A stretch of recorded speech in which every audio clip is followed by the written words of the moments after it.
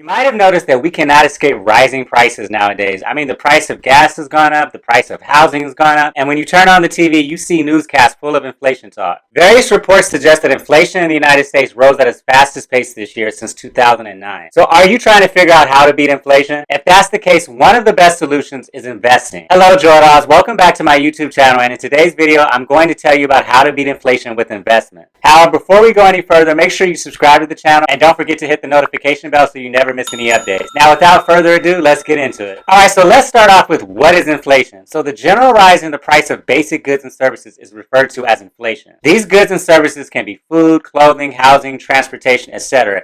It's the measure of the average price change of service and commodities over time. Now, inflation is measured in terms of percentage, from business investments, employment rates, and consumer spending to tax policies, government programs, and interest rates. Inflation has the potential to affect all aspects of our economy. So you may be wondering how inflation hurts and devalues the US dollar. Did you hear your grandparents recalling about the number of goods and services and limited money in their time? They actually observed inflation. From their time to our time, the cost of goods and services have risen over the period, along with the decrease in purchasing power of the dollar. So inflation hurts and devalues the US dollar over time. It shows a fall in purchasing power. So essentially, guys, as prices increase, a currency loses its value and you can buy comparatively lesser goods and services with it. So the loss of purchasing power has a huge impact on the cost of living for all of us. And ultimately, that decrease leads to a decrease in economic growth. So now let's talk about the types of inflation. There are four main types of inflation. I'm going to briefly give you an overview of what each type is like. So creeping inflation is when inflation increases gradually, increases in the economy. It's called creeping inflation. It's the mildest type of inflation. Moreover, creeping inflation is required to maintain a stable economy. The next top is walking inflation. Walking inflation is also known as trotting inflation. When the price rises to 10%, it's called walking inflation. It gives a cautionary signal for the occurrence of galloping inflation. Galloping inflation was the state of the economy when the prices of goods and services increases at a rapid rate of 10% and more. Galloping inflation causes serious instability in the economy because in this type of inflation, the currency loses its value and people are unable to buy basic goods and services due to a rise in prices. Now, galloping inflation requires very strict measures to control it. Now, the next type of inflation is called hyperinflation. This type of inflation in which an economy of a country experiences an increase in the price of goods and services more than 50% in a month. And the primary cause of hyperinflation is the rise of the money supply in an economy that is not supported by the gross domestic product growth, or the GDP growth. Now, this type of inflation is seen quite rarely. Let's have a look through some of the primary causes of inflation. So the first is demand-supply gap. When the overall demand for services and goods in the economy rapidly increase than the production capacity of the economy, it leads to a demand-supply gap. So prices are increased due to higher demand and lower supply. Another contributing factor is cost-push inflation. When the industries face increased input costs such as wages and raw materials of goods, they pass this increased cost to the consumers in the form of higher prices to achieve their profit. Now, these increased prices further contribute to inflation. Now, the next type is called built-in inflation. So as the prices of goods and services increase over time, laborers and employees expect increased salary to meet their cost of living. The increase in their salary leads to a higher cost of goods and services, and the cycle continues. Now, the next thing is exchange rates. Exchange rates are one of the most important factors in determining the rate of inflation. When the exchange rate suffers like a foreign currency becomes less value relative to the US dollar, it makes it expensive for them to buy foreign goods as well as their commodities, services, and exports become cheaper for overseas consumers. Now, another factor is the money supply. The amount of currency in circulation determines the value of money. So when money supplied to the economy is more than the growth in economic output, it results in inflation. An increase in the money supply leads to a decrease in the value of money because of inflation. Now, another factor is the national debt. The national debt can increase the rate of inflation over time.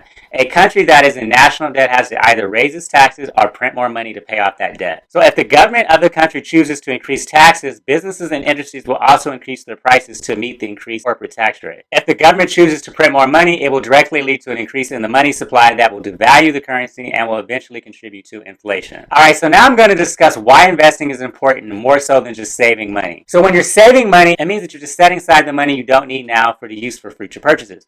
On the other hand, investing means buying assets such as stocks, bonds, mutual funds, or real estate that's expected to make money for you. Now, profits from your investments can be bigger than your savings. Think of it like this. You're giving your money a job. The job to earn you more money. And by saving, you just can't do that. The return from your investments keep increasing even if inflation hits. Investments is so much more important than hoarding the money to save yourself from being affected by inflation. Now we're going to discuss where to invest to avoid inflation. Inflation is quite real, and not understanding its effects can have an impact on your investment returns. Inflation can reduce the value, returns, and profits from your investment. So to increase the value of your money over time, you need to direct it into investments that have the potential to yield inflation-beating returns. Your investment strategy should be to calculate the inflation rate and only invest in securities that can guard your money against inflation. Let's have a quick look at some of the best investment ideas that can guard your money against inflation. So the first thing is any type of long-term investment. Long-term investments can help you beat inflation that takes place over that period because your investments have the potential to get inflation-beating returns. The best options for long-term investments include gold, real estate, stock, etc. Another great option is investing in commodities. Investing in commodities like oil, gold, and precious metals and materials can help you resist the effects of inflation on your money. Now, commodities are almost always in demand and can save you from loss caused by inflation, unlike money. Now, commodities and inflation have a very unique relationship where commodities are an indicator of inflation to come. And what I mean by that, as the price of a commodity rises, so does the price of the products that the commodity is used to produce. Fortunately, it's possible to broadly invest in commodities via an exchange-traded fund, such as the iShare S&P GSCI Commodity-Based Index Trust Fund. It's a great ETF worth considering. Now, investing in real estate is a great option. Investing in real estate is a very popular choice among many investors. It's proved to offer real profits even during times of inflation. So real estate works well with inflation. This is because as inflation rises, so do property values, and so does the amount a landlord can charge for rent. This results in the landlord earning a higher rental income over time. This also helps to keep pace with the rise in inflation. And I have to say, for this very reason, real estate income is one of the best ways to hedge an investment portfolio against inflation. Another great option is investing in inflation index bonds. Investing in bonds might not seem beneficial to some, but choosing to invest in inflation index bonds can provide you constant returns irrespective of the level of inflation in the economy. Alright, so that's all for today's video, and I appreciate you watching it. If you liked it, make sure to give it a thumbs up and share it with your friends.